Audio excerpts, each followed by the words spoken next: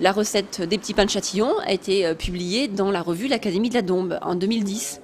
Mais déjà auparavant, Paul Mello avait publié la recette dans la revue Visage de l'Ain en 1964. Et c'est Cyril Vernou qui a eu envie, à la lecture de la revue de l'Académie de la Dombe, il a envie de reproduire la recette des petits pains, de travailler sur cette idée de petits pains de Châtillon à remettre au goût du jour.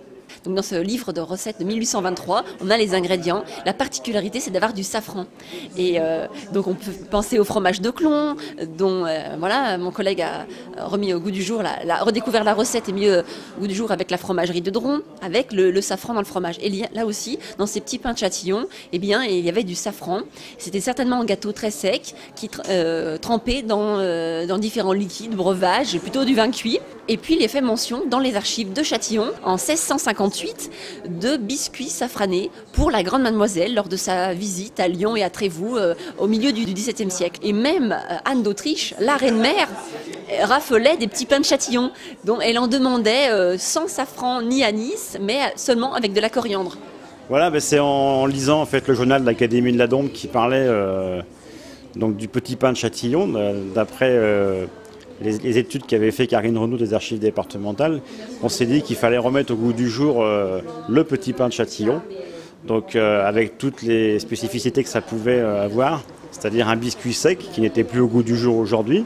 Donc il a fallu adapter en fait un biscuit un peu plus moelleux et faire une garniture aromatisée donc au safran qui était l'ingrédient base et de noble à l'époque. La difficulté, ça a été justement dans les dosages, puisque le safran, à 0,1% près, on va dire que c'est pas évident au niveau gustatif. Donc ça a mis à peu près 4 mois de travail pour arriver justement à trouver l'équilibre entre les saveurs donc, du panillon, puisque c'est comme ça qu'il s'appelle au jour d'aujourd'hui. Donc cette version moelleuse, en fait, on l'a enrobée de chocolat pour lui donner un peu des lettres de noblesse.